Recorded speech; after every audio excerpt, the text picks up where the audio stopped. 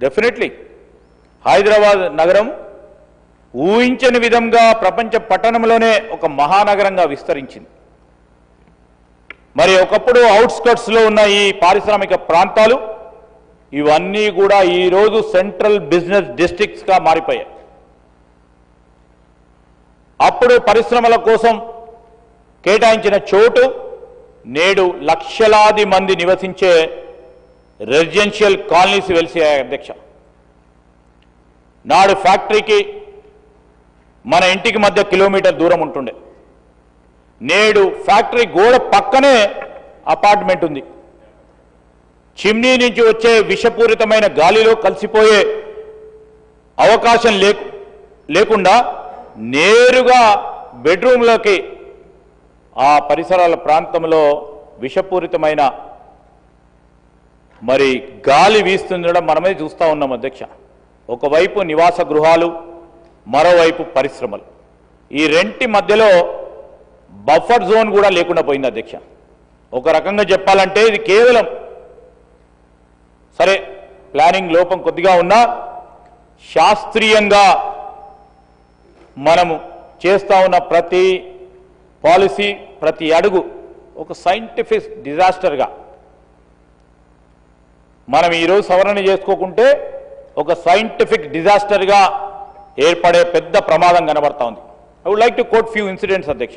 ఎందుకు చెప్తా ఉన్నాం అంటే ఈరోజు భోపాల్ గ్యాస్ లీకేజ్ సంఘటన గురించి అందరికి కూడా తెలుసు. 1984లో జరిగింది. నివాస ప్రాంతంలో పరిశ్రమలు ఉంటే ఏ విధమైన ఒక పెద్ద ప్రమాదం జరిగింది కేవలం ప్రికాషనరీ ప్రిన్సిపల్ తీసుకోవటం వల్ల. అదేవిధంగా మనం చూసాము విశాఖపట్నం ఎల్జీ పాలిమర్స్ ఘటన మొన్న ఈ మధ్యలో 2020లో బఫర్ జోన్ లేకపోవడం వల్ల ప్రజలు రోడ్లపై పక్షుల్లా రాలిపోయారు అధ్యక్ష. అదేవిధంగా మినమాట ట్రాజెడీ, జపాన్లోని పారిశ్రామిక వ్యర్థాలు నీటిలో కలవడం వల్ల ఒక తరం మొత్తం నరాల వ్యాధులతో, న్యూరలాజికల్ డిసార్డర్స్తో అంగవైకల్యానికి గురైంది అధ్యక్ష. మొన్న ముఖ్యమంత్రి గారు చెప్పారు మూసీ నదికి సంబంధించిన అంశం విషయంలో ఎక్కడ మొదలైంది ఆ నీటి కాలుష్యానికి సంబంధించి ఈ రోజు వరకు కూడా ఇబ్బంది పడతా ఉన్నారు నల్గొండ జిల్లాకు సంబంధించిన ప్రాంతవాసులు. ఇదే జంట నగరాలకు సంబంధించిన ప్రాంతవాసులు కూడా ఇబ్బంది పడతా ఉన్నారు. అదేవిధంగా మినమాట ట్రాజెడీ ఇన్ జపాన్ ఇప్పటికి కూడా ఆ భయంకరమైన మెమరీస్గా మిగిలిపోయినాయి అధ్యక్ష. నగరంలో చాలా ఇండస్ట్రియల్ ఏరియాస్లో, నేను యాజ్ ఎ ఇండస్ట్రీ మినిస్టర్గా మాట్లాడుతున్నాను అధ్యక్ష. We would like to correct it. నగరంలో చాలా ఇండస్ట్రియల్ ఏరియాలో భూగర్భ జలాల్లో ప్రమాదకరమైన హెవీ మెటల్స్, లెడ్ కానీ మెర్క్యూరీ కానీ ఆర్సెనిక్ స్థాయిలు ఉండాల్సిన కంటే ఎక్కువ ఉన్నాయి అధ్యక్ష. పారిశ్రామిక రసాయన వ్యర్థాలే ఈ దుస్థితికి కారణమని, దీనివల్ల రాబోయే తరాలకి జెనెటిక్ మ్యూటేషన్స్ వచ్చే ప్రమాదం ఉందని అనేక సందర్భాల్లో సైంటిఫిక్ స్టడీస్తో పాటు డాక్టర్స్ కూడా మనకు తెలియజేయడం జరిగింది అధ్యక్ష. మనం ఇప్పుడైనా మేల్కోకపోతే ఏదో ఒక రోజు హైదరాబాద్ కూడా ఢిల్లీలా మారటం ఖాయం. దీనికి ఎంతో దూరం లేదు. ఈరోజే మా సోదరులు ఇక్కడున్న ఎయిర్ క్వాలిటీకి సంబంధించిన అంశం విషయంలో మదన్ మోహన్ రావు గారు చెప్తా ఉన్నారు.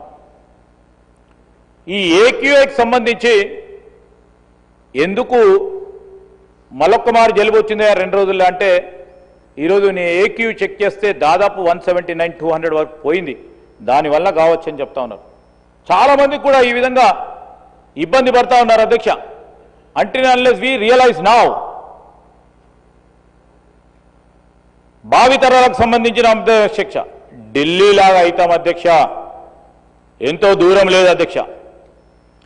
ఈరోజు జరుగుతా ఉన్న పరిణామాలు చూస్తే స్పష్టంగా ఏర్పడతా ఉన్నాయి. అప్పుడు ప్రతి ఇల్లుకు ఒక ఆసుపత్రి అవసరం ఉంటుంది అధ్యక్ష.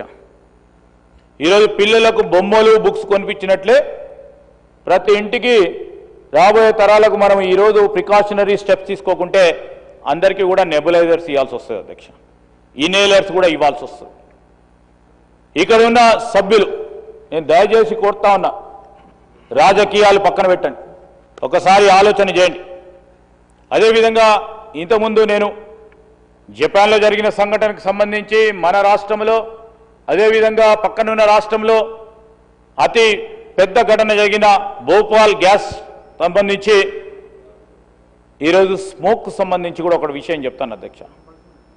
లండన్ గ్రేట్ స్మోక్ 1952లో లండన్ నగరం ఒక భయంకరమైన గ్రేట్ స్మోక్ ని చవి చూసింది అధ్యక్ష. వేలాది మంది ప్రాణాలు కోల్పోయారు. అప్పుడు ఆ దేశం మేల్కొని ప్రపంచంలోనే క్లీన్ ఎయిర్ యాక్ట్ తీసుకొచ్చింది. ఆ చట్టం ద్వారా నడిబొడ్డున ఉన్న భారీ పరిశ్రమలను అన్నిటిని కూడా నగరం వెలుపలకు తీసుకెళ్లింది అధ్యక్ష. ఇన్సెంటివ్ ఇవ్వలే, సబ్సిడీలు ఇవ్వలే, ఏ విధమైన ఆలోచన లేకుండా కఠినంగా పోవాలని కూడా చెప్పడం జరిగింది అధ్యక్ష. ఆనాడు వారు తీసుకున్న కఠిన నిర్ణయం వల్లనే ఒకప్పుడు మురికిగా విషతుల్యంగా ఉన్న రివర్ థేమ్స్ ఈరోజు రివర్ థేమ్స్ సంబంధించి ముఖ్యమంత్రి గారు కూడా 2 సందర్భాల్లో 3 సందర్భాల్లో సభ దృష్టికి తీసుకొచ్చారు అధ్యక్ష. వారు కూడా ఆ రివర్ థేమ్స్ సంబంధించి రీజనరేషన్ ప్రాజెక్టుకు సంబంధించిన అంశం విషయంలో ప్రస్తావన చేయడం జరిగింది.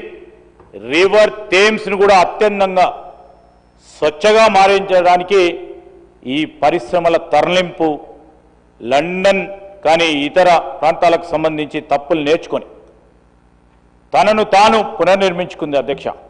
అదే స్ఫూర్తితో ఒక మూసీ నదిని కూడా పునర్నింపజేసి భావి తరాలకు ఒక జీవన నదిగా అందించాల్సిన ఒక తాపత్రయం మా ప్రభుత్వం అధ్యక్ష.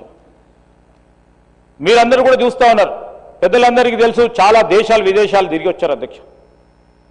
ఈరోజు చైనాకు సంబంధించిన బ్లూ స్కై పాలసీ ఉంది అధ్యక్ష.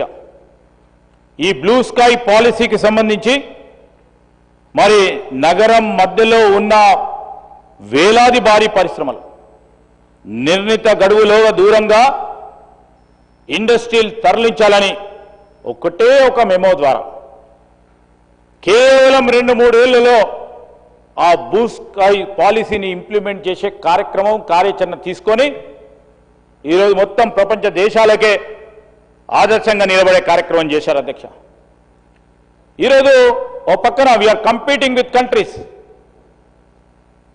ఈరోజు భారతదేశానికి సంబంధించి కానీ ప్రత్యేకంగా మన తెలంగాణ రాష్ట్రానికి సంబంధించి అవన్నిటిని కూడా బెస్ట్ ప్రాక్టీసెస్ ఉదాహరణగా తీసుకోవాలని. వారు సక్సెస్ అయితే మనం ఎందుకు సక్సెస్ కాలేము? రేపటి భాగ్యనగరం కోసం, రేపటి మన పిల్లల కోసం రాజకీయాలను పక్కన పెట్టి మనం అందరం కూడా ఏకమై పరిశ్రమలకు సంబంధించి మీరందరూ చెప్పాలి, ఓఆర్ఆర్ అటువైపు పోవడం అవసరమా లేదా అని ఒకసారి అడుగుతా ఉన్నాం అధ్యక్ష.